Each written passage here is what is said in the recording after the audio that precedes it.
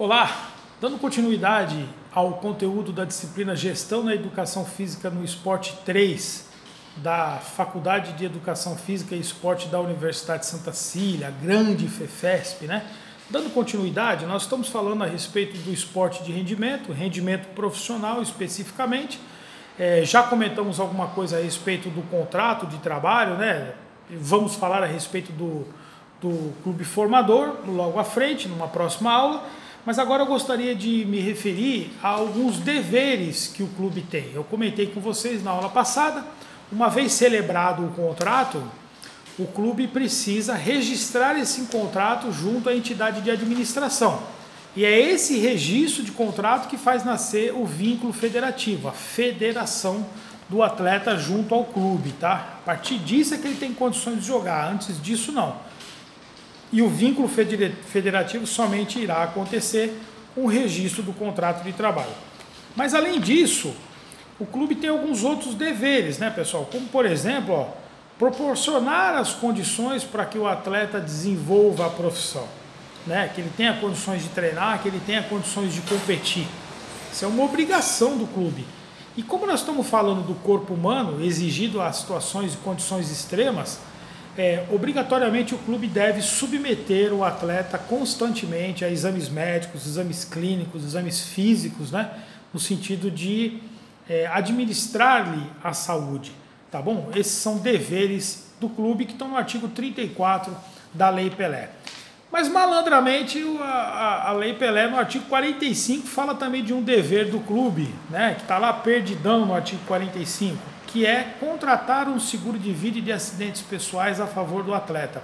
Porque, afinal de contas, a gente está falando de uma atividade em que o corpo é exigido ao extremo e existe um risco da ocorrência de um acidente, o risco até mesmo de vida da parte de um atleta. Então, o clube precisa contratar um seguro de vida que garanta pelo menos a remuneração de um ano desse atleta, caso eventualmente ele venha a se acidentar ou ele venha a perder a vida, tá bom?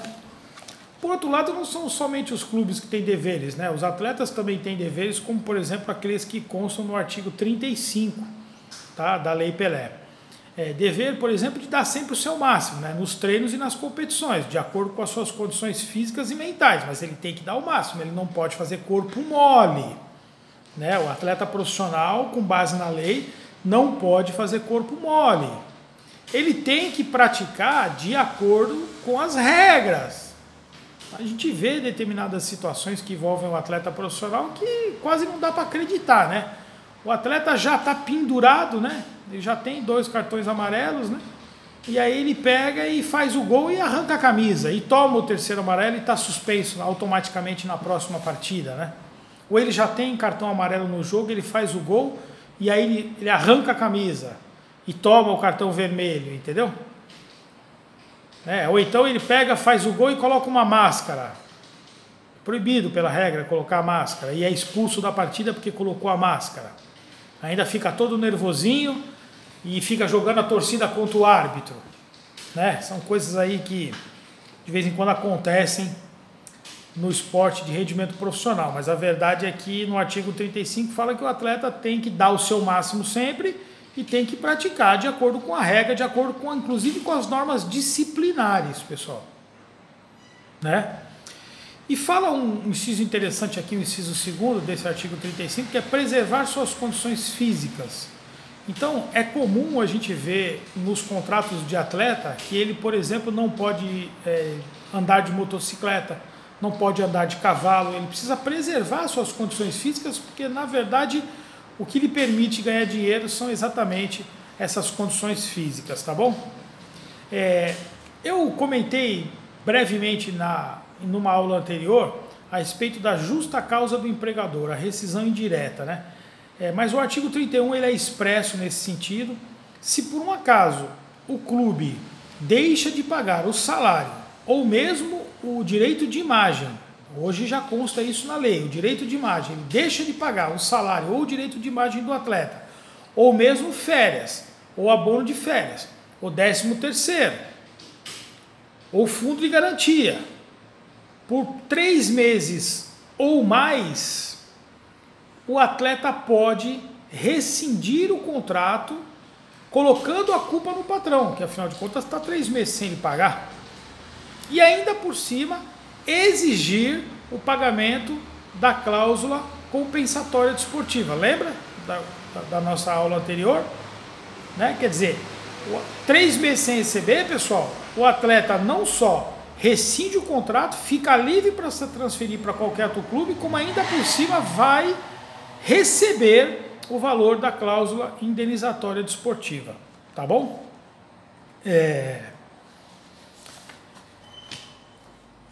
2 meses de salários atrasados, o atleta pode se recusar a competir. Ele não pode se recusar de treinar, mas de competir ele pode. Então é importante, porque se ele também se recusar a treinar, pode caracterizar abandono de emprego. Então não é esse o propósito da lei. A lei fala 2 meses ou mais de salário atrasado, o atleta pode simplesmente dizer eu não vou competir. A gente tem situações onde esse atraso ele atinge todo o elenco, mas a gente pode ter situações onde às vezes esse atraso atinge um ou outro atleta do elenco, tá bom? Então é importante a gente refletir sobre esse ângulo, tá bom? Eu queria chamar a atenção sobre algo muito comum que envolve o esporte profissional, que é a compra do direito de exploração da imagem do atleta pelo clube, né? Isso passou a ser uma coisa muito comum logo depois da vigência da Lei Pelé, na década de 2000, né? Primeira década deste século. Isso passou a ser uma coisa muito comum e sem limites. Então, por exemplo, um determinado clube resolvia repatriar um atleta que estava no exterior, né? Um bom atleta.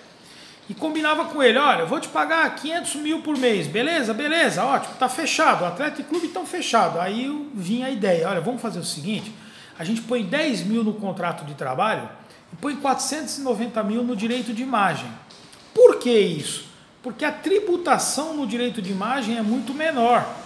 Porque normalmente os atletas constituem uma pessoa jurídica, cedem a sua imagem para esta pessoa jurídica e é essa pessoa jurídica, que é detentora da imagem do atleta, que vai negociar a exploração da imagem com o clube. E aí, por exemplo, o imposto de renda, que na pessoa física é 27,5% para esse tipo de remuneração, na pessoa jurídica, na exploração da imagem, é de 15%. Nós estamos falando de uma diferença de 12,5%. Então é muito significativa, é muito dinheiro. Então, clubes e atletas começaram a estabelecer contratos desproporcionais, né? Como esse que eu estou dando de exemplo aqui. 10 mil no contrato de trabalho, que é o que gera o vínculo federativo, já falamos a respeito disso, e 490 no direito de imagem. E aí depois o clube também fazia o quê? Pagava o contrato de trabalho e não pagava o direito de imagem. Aí deram uma arrumada na Lei Pelé, numa reforma, falaram, vamos acabar com essa farra, entendeu?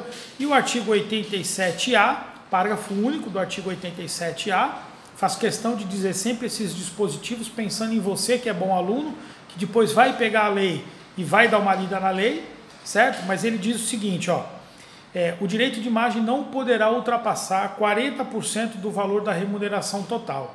Ou seja, colocou-se um basta aqui, né? Artigo 87A diz o seguinte, olha, obrigatoriamente daquele 100% combinado, 60% é contrato de trabalho e 40% pode ser direito de imagem, no máximo dessa maneira. É isso que tem sido acatado, inclusive, pela Receita Federal, quando ela vai em busca de irregularidades, de possíveis burlas ao fisco. Tá bom?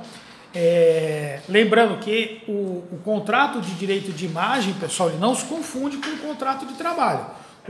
Tanto que tem atleta que não negocia a sua imagem, né? Porque o clube também não sente interesse em negociar a imagem de um determinado atleta. Mas às vezes, então automaticamente clube e atleta, retrocedendo no raciocínio, clube e atleta celebram um contrato de trabalho que é o que vai gerar o vínculo federativo. É esse que vai ser registrado lá na entidade de administração. E o atleta vai competir, que é isso que o clube quer. Mas determinados atletas têm um potencial de exploração da sua imagem.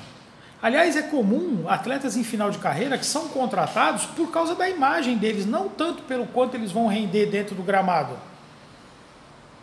Então esse contrato de exploração do direito de imagem é um contrato de natureza civil, ele não tem uma relação com o contrato de trabalho, tá bom?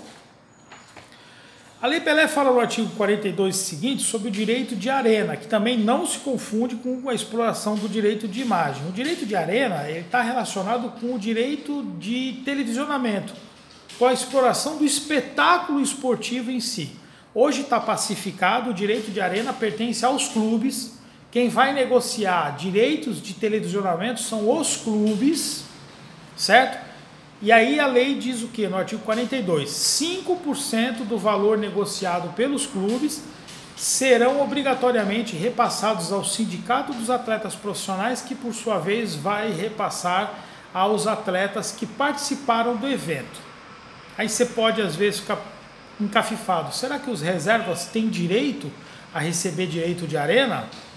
Tem direito, pacificou-se esse entendimento no Tribunal Superior do Trabalho.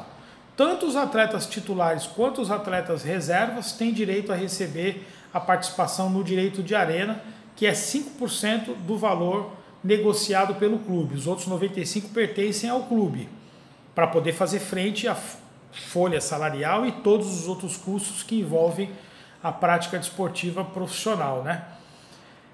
Por isso que às vezes a gente vê justamente numa filmagem, numa partida de televisão, num determinado momento filma-se o banco de reservas, né? A súmula é um importante documento para saber quem estava no banco de reservas. Quem efetivamente participou do espetáculo esportivo vai ter direito depois ao recebimento do direito de arena. Tem coisas que às vezes a gente não entende, né? Tá faltando 1 minuto para acabar o jogo e é feita uma substituição. Aí a gente fala, mas para que isso, né? É que às vezes a gente não entende, mas tem uma premiação acordada entre o clube e o elenco, né? E às vezes tem um determinado atleta passando uma determinada necessidade que o elenco sabe, o elenco quer ajudar esse atleta. E o treinador, para ficar bem na parada, faz o quê? Coloca o atleta para jogar e automaticamente ele vai fazer jus a essa premiação especial que pode estar sendo acordada ou não. Tem muitas coisas que existem por trás dessas situações e que às vezes a gente não sabe. Esse artigo 42, pessoal, ele vai regrar algumas coisas muito importantes. Por quê? Porque uma determinada emissora de televisão compra os direitos de televisionamento do espetáculo esportivo. Então não seria justo que as demais emissoras de televisão que não detêm os direitos de televisionamento pudessem explorar a imagem do mesmo jeito que essa que detém. Então a Lei Pelé, ela vai falar o seguinte, ó: é possível que as emissoras que não detêm os direitos de televisionamento captem flagrantes, mas elas deverão fazer isso de um local reservado no estádio. Um local único, vai ser dali. Por isso que a gente vê programas esportivos de emissoras que não detêm os direitos de televisionamento e a pluralidade de imagens, de lances, não são as mesmas do que a entidade que detém o direito de televisionamento. Porque essa que detém o direito de televisionamento, ela coloca 25 câmeras dentro do estádio e capta os lances dos mais diversos ângulos, nas mais diversas velocidades.